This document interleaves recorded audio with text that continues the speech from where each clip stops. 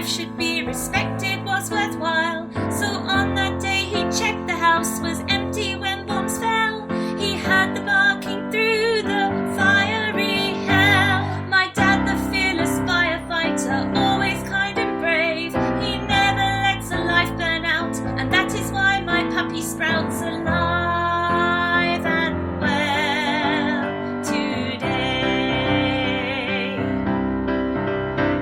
He grabbed an axe, chopped down the door, the flames were burning mad.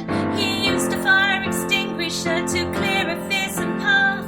He heard the barking, saw a pup, a golden lab so small, and scared it barked and whimpered, pressed itself against a wall. Dad smashed a window, grabbed the pup and held it in his arms, then leapt to freedom, landing on a trampoline, of course. My dad, the fearless firefighter, always kind and brave. He never lets a life burn out, and that is why my puppy sprouts alive and well today.